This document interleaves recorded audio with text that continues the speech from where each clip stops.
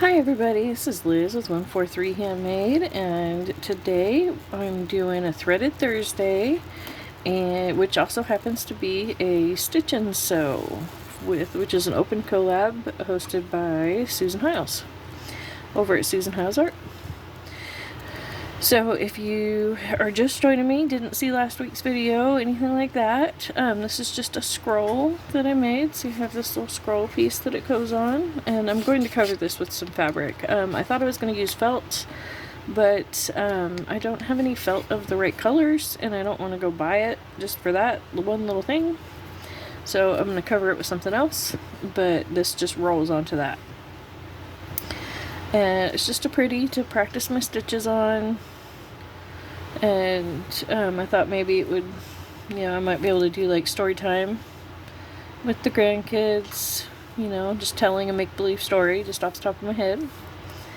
I know not everybody does that, but I love doing that. I think it's so much fun, especially when you include the kids and let them make stuff up. Yeah, it's so much fun. But anyways, I've pretty much sewn everything that I had stamped before. Let's see if I can find this stamp real quick so you can see. If you missed it last week, this is the stamp that I used, and then this is the stitching that I did over it. Because I didn't really love the star theme. I kind of wanted to, kind of make it look a little more flowery. I didn't have any flower beads that were quite small enough, so that's what I went with. And so this week I'm just going to add some more stamping.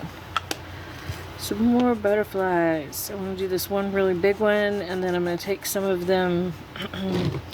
See, I really don't care for silicone stamps in a lot of ways, and so I just created these big like background stamps, so I don't have to use them very much, and I just got a bunch of acrylic blocks, and I don't change them very much. I just put them on the block and then just treat them like a wood block, like a stamp like this that you can't take apart. And that's what works for me. But I thought this time I would go ahead and take these off of here. And I had gotten out a little block to put them on. But, and now I'm not seeing it. That's why my voice trailed off like that. But here's another little block. And I'll take that flower off of there. And that way we can take some of these butterflies and do them separate. Because I think, a lot of times the background stamp is great, the scatter pattern, but I think this is just a little too close for this situation. So, that was a lot of talk for, I'm not even sure what all I said there, If you ever find yourself babbling like that? I don't know. So, anyway, so I'm just using the purple instead of a darker color, just in case, any of it won't show through as clearly. I will be going back and doing a black body on that guy. I just didn't have black in my little bag that I'm using. Yeah, and see, the fact that you can't really see the interior lines is totally fine by me, because I'm using it more as just an outline. Let's see, that stamp is right here, and so as you can see, like, I didn't try and mimic that really, in how I did the colors. I just colored it in, I know that this is referred to as thread painting sometimes. I don't know, I kind of see it more like coloring, more like using markers in a coloring book in this situation because of the outline. But here we go. So I'm going to go ahead and pull a couple of these guys off of here. And let's see, I'm going to try this one. I'm going to do lots and lots of butterflies. That's my goal here. I want lots and lots of butterflies on here.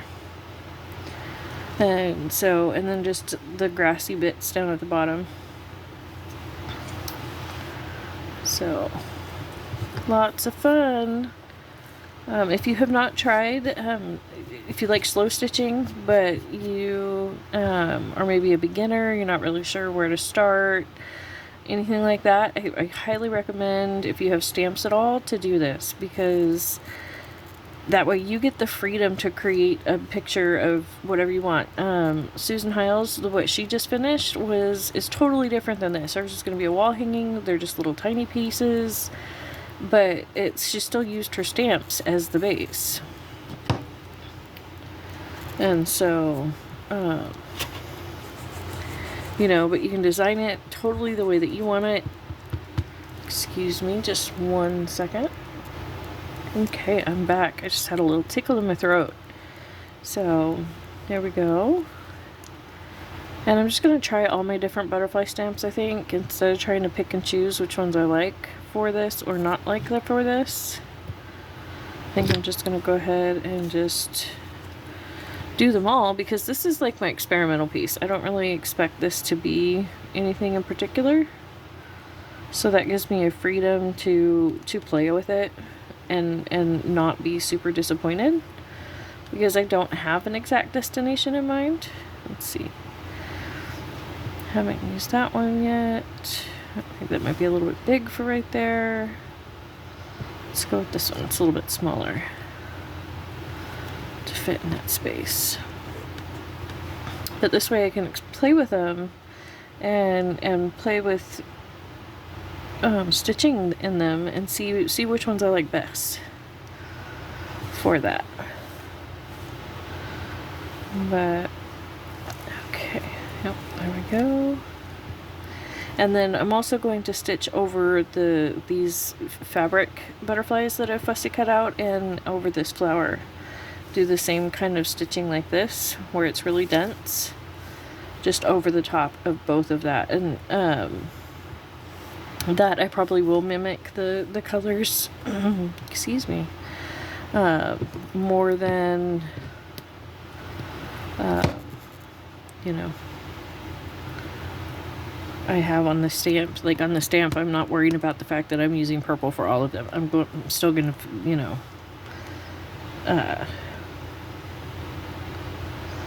feel free to grab whatever colors I want to fill them in. Okay, that one jumped right off the block. There we go. Let's go ahead and put this little guy in there.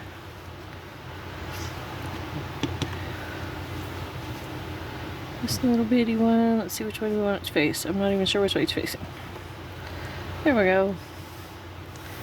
And so, let's see. I think I want to go back over here and go ahead and put another little guy, a couple of these little guys over here.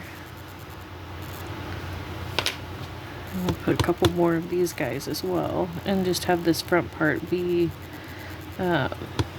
covered with lots of little ones, you know, that are potentially like further away. You know, that's the idea.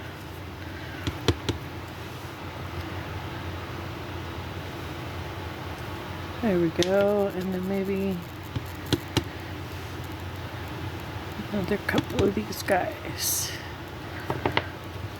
Yeah, and then right up here. Yeah, I think that'll look cute. You know, and I can always add more, you know.